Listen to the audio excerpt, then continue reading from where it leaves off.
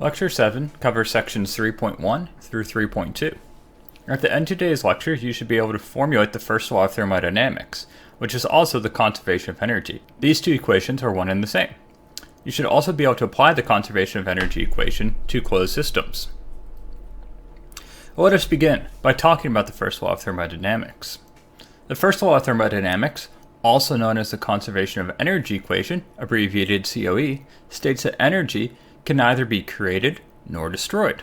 Rather, we can transfer energy. Imagine we have a cycle, say a power plant cycle. That is, we're going to take saturated water and we're going to heat it in a boiler until it becomes vapor. Then we're going to let this vapor expand through a turbine. After it exits the turbine, we're going to run it through a condenser such that it becomes saturated water again. Then we'll run it through a pump, which allows us to cycle this fluid through each of these components. During the cycle, the cyclic integral of our heat transfer is going to be proportional to the cyclic integral of our work. That is, our net heat transferred during the cycle, i.e. the heat supplied by the boiler and rejected by the condenser, is going to be equal to our net work, i.e. the work produced by the turbine less the work of the pump. That is, we can say the cyclic integral of delta Q is going to be equal to the cyclic integral of delta W. Now let us visualize our cyclic integrals by considering a control mass undergoing a simplified cycle. That is, we're going to go from states 1 to 2, then 2 to 1. Now, we can go from state 1 to 2 via path A, or we can go from state 1 to 2 via path C. But regardless of either which path we take, we're going to return from 2 to 1 via B. Now, our property of interest in our conservation of energy equation is going to be work and heat. And for instance, work is the area underneath our curve of our PV diagram. That is, if we go from state 1 to 2 via path A, our work is going to be the area underneath the curve A, as indicated by the shaded red region. If we go from state 1 to 2 via path C, this is going to be the area underneath curve C, as indicated by the shaded blue region. We note since our pressure variation as a function of volume via path C is less than that of path A, we'd produce less work. Now if we go from state 2 to state 1 via B, our work is going to be the area underneath curve B. Now we see that P varies with our specific volume for all possible processes. We've only drawn 3 processes here, however we can have an infinite number of processes going from 1 to 2 and 2 to 1. That is to say, our work is going to be path dependent. That is, delta W is equal to PdV, where our pressure is a function of volume. And we indicate our path dependence by partial derivative delta. The same goes for heat. Heat, however, does not have the same formulation of work. Heat is not equal to PdV. Rather, we are going to solve for heat based upon our conservation of energy equation. Now, imagine we take path A from state 1 to 2.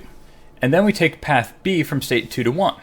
This allows us to evaluate the conservation of energy equation. That is, the cyclic integral of delta Q is going to be equal to the cyclic integral of delta W. If we break down our cyclic integrals for delta Q and delta W, we have the following. We can go from state 1 to 2 via path A. That is, we'd have the integral from 1 to 2 of delta QA. And then we'll return from state 2 to 1 via path B. That is, we will have the integral from state 2 to 1 of delta QB. And this has to be equal to our work.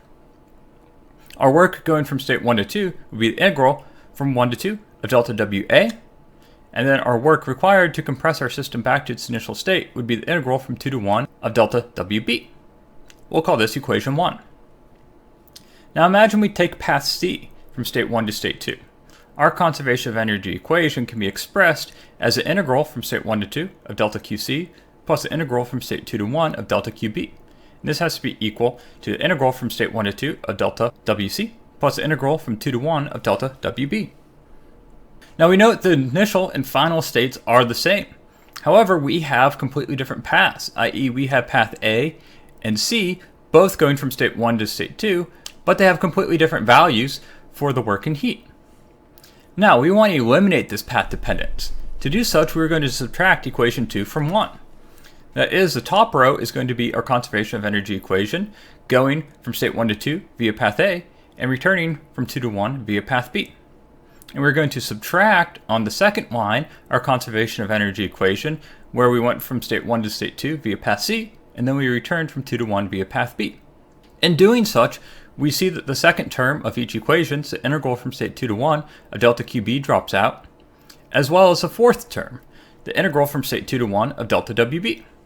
And we are left with the integral from state 1 to state 2 of delta QA minus delta QC would be equal to integral from state 1 to 2 of delta WA minus delta WC. If we group like paths, i.e. our subscripts, we'd have the integral from state 1 to state 2 of delta Q minus delta W, evaluated via path A, would be equal to integral from state 1 to state 2 of delta Q minus delta W via path C. Now what's interesting is we notice that integrand is the same of these expressions, however we have different paths.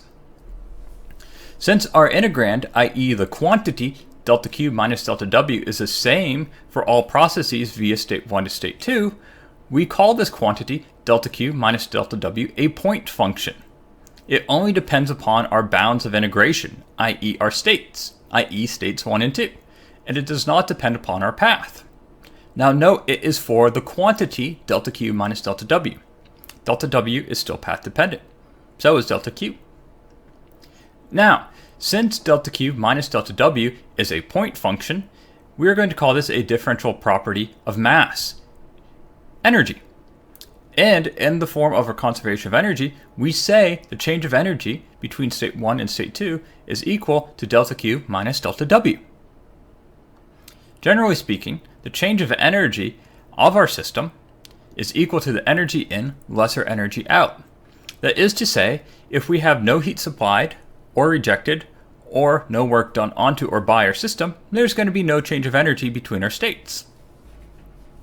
When the conservation of energy equation is evaluated for control mass between two states, we can say dE is equal to E2 less E1. That is the change of energy between our final and our initial state, and this will be equal to the heat supplied going from state 1 to 2 less the work done going from state 1 to 2. Where our expressions Q and W represent the heat transferred to and the work done by the control mass during the process going from state 1 to state 2. There is directionality associated with these values. If heat is supplied to our control volume, we consider Q1 to 2 a positive value. If heat is rejected from our control volume going from state 1 to state 2, we consider this a negative value. Work done by the control volume is a positive value.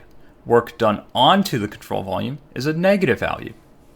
Now, we've already seen that the expression for our total energy, E, as well as our specific internal energy, lowercase e, is a summation of our internal, kinetic, and potential energies. That is, our total energy E is equal to the mass of our system times our specific internal energy, which is equal to our total internal energy plus our kinetic energy plus our potential energy.